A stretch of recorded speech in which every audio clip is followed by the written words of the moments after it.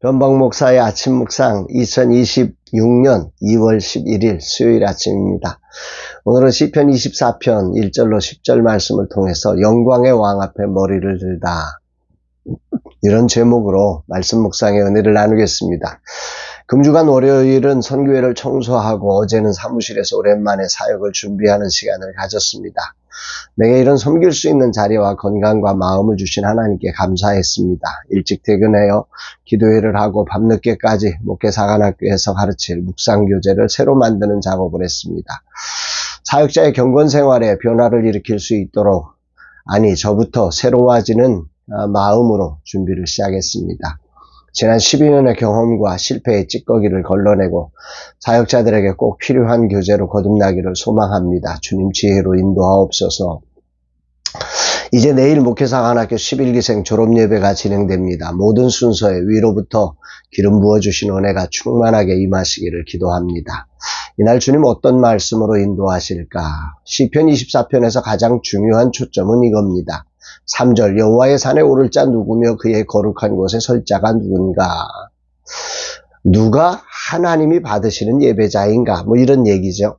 이 고백은 시편 15편에 나오는 누가 여호와의 장막에 거할 수 있는가라고 하는 이 성소에 들어갈 자격을 묻는 질문으로 이 시편 15편과 24편에 공통점이 있다고 생각합니다. 시편 전체에는 이런 내용으로 한 5편 정도가 이렇게 동일한 질문을 갖고 출발하는데 약간의 차이들이 있죠. 오늘 시편 15편과 24편만 보면 이 차이는 15편이 성소에 들어갈 자격에 초점을 두고 있다면 오늘 본문인 24편은 자격을 뛰어넘어서 왜 우리가 이래야 하는지 라고 하는 영광의 왕을 향한 이 시선을 집중시키는 이런 부분들이 초점이라고 보면 좋을 것 같습니다. 본문을 묵상하면서 그동안 살피지 못했던 주목되는 지점이 있었습니다. 왕으로서 다윗이 자신이 할 수 있다고 생각했던 것조차 이게 내 힘이 아니라 하나님의 주권에 달려있는 거구나, 이 사실을 깨닫고 고백하는 내용들입니다. 1절, 2절에 보면 땅과 거기에 충만한 것과 세계와 그 가운데 사는 자들은 다 여호와의 것이로다. 여호와께서 그 터를 바다 위에 세우시며 강들 위에 건설하셨도다. 이 모든 것들이 다 하나님의 소유고 하나님이 만드신 것이었다 라고 하는 사실을 다윗이 고백하고 있다는 거죠.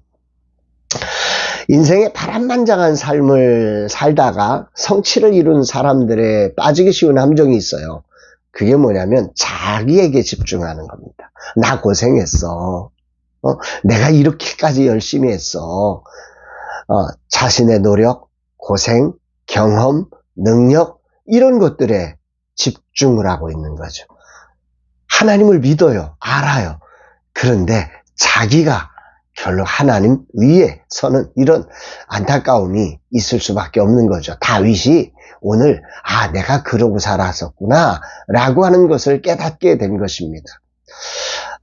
다윗이 이런 경험을 하게 됐던 대표적인 경우가 아무래도 그 법궤를 옮기는 과정에서 이 우사가 죽고 실패했던 이 경험들이 아마 다윗으로 하여금 최종적으로 이런 시를 짓게 하고 이런 고백을 하게 만들지 않았을까를 우리가 이렇게 미루어 짐작할 수 있습니다. 성경이 말하고 있지 않기 때문에 그렇다라고 하는 말할 수 없지만 미루어 짐작할 수 있는 부분이 이 지점이다 생각이 됩니다. 어쨌든 그는 법궤를 예루살렘으로 오려고 하는 선한 마음에 위대한 결정을 했죠. 그리고 자신의 선한 의지를 동원하고 정말 자신의 온 정성을 다해서 최선을 다해서 그는 준비를 했고 그렇게 진행했습니다. 정말 설레는 감정으로 그는 그 일을 했던 것입니다. 그러나 한 가지 빠진 것이 있죠. 여호와께 묻지 않았습니다. 자신의 선한 마음과 의지와 노력과 경험으로만 준비했던 거지요. 이 사실을 다윗은 훗날 이 사건을 이렇게 돌아보면서 이렇게 자백을 합니다. 역대상 15장 13절에 전에는 너희가 매지 아니하였으므로 우리 하나님 여호와께서 우리를 찢으셨으니 이는 우리가 규례대로 그에게 구하지 아니하였다. 우리가 구하지 않았다. 하나님이 정말 어떻게 하시기를 원하시는지, 하나님의 규례는 뭐라고 말하는지를 찾아보지 않았고 묻지 않았다. 그는 이렇게 회개하면서 다시 이 법궤를 가져오는 일을 여호와의 규례를 따라서 진행을 하는, 그래서 법궤를 예루살렘으로 모시게 되는 그런 경험을 하지요. 다윗은 이제 왕이 되었으니 얼마든지 자신이 결정해도 될 줄 알았습니다. 나쁜 마음이 아니고 선한 마음이면 될 줄 알았던 거죠. 그러나 그런 시도는 법궤 운반 책임자였던 우사의 죽음으로 자신의 명예를 완전히 무너뜨리는 사건이 되고 이스라엘 백성들의 마음을 처참하게 짓밟는 그런 안타까운 사건이 되고 말았습니다. 온 땅과 거기에 사는 모든 것들은 다윗의 것이 아니라 여호와의 것이었던 거지요. 그리고 성소 곧 법궤도 인간이 분명 만든 것이었고 인간이 들 수 있는 것이었지만 그 주권이 하나님께 있음을 발견했던 것입니다. 이러한 경험과 깨달음 속에 다윗은 영광의 왕 앞에 인간이 취해야 할 태도를 이렇게 노래하게 됩니다. 7절, 8절. 문들아 너희 머리를 들지어다. 영원한 문들아 들릴지어다. 영광의 왕이 들어가시리로다. 영광의 왕이 누구시냐? 강하고 능한 여호와시요 전쟁에 능한 여호와시로다. 그는 위대한 고백을 올려드립니다. 여기서 주목해야 될 단어가 머리를 들어라 라고 하는 단어입니다. 문득 문이라고 하는 것은 여는 것 아닙니까? 문은 드는 게 아닙니다. 문은 여는 것이죠. 닫힌 문을 열면 되는데 다윗은 머리를 들라. 문들아 너희 머리를 들어라. 이렇게 요청을 하고 있습니다. 하나님은 문보다 크시다는 의미이고 그분이 문에 맞추는 분이 아니라 우리가 그분에게 맞추어 문조차도 머리를 들어서 그분이 들어올 수 있도록 해야 한다고 하는 위대한 고백을 이 구절에서 담고 있는 것입니다.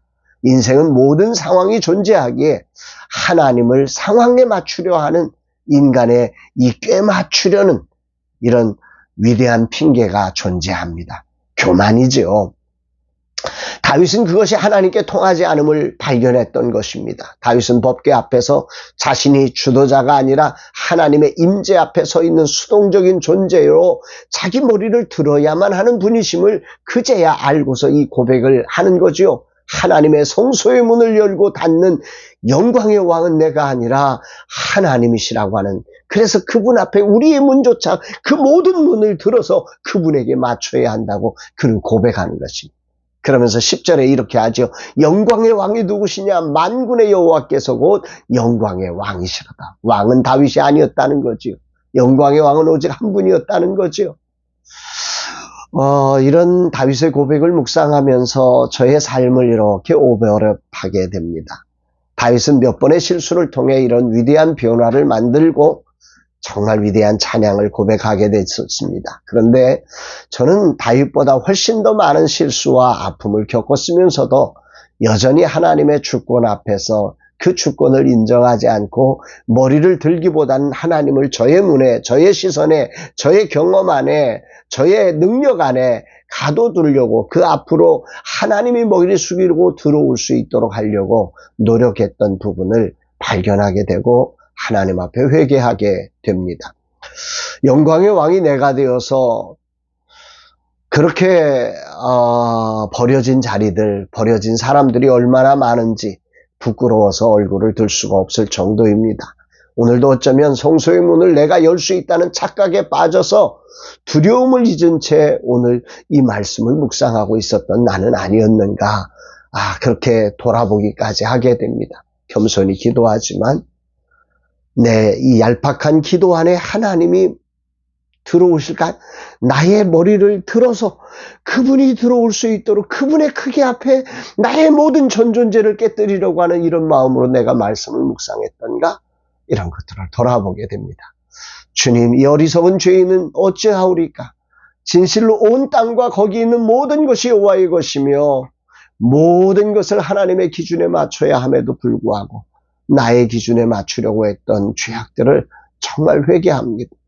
이젠 정말 하나님의 주권 아래서 참된 자유를 누리며 하나님 나라를 이루는 자로 온전히 서기를 원합니다. 주의 종을 받아 주옵소서 고백합니다.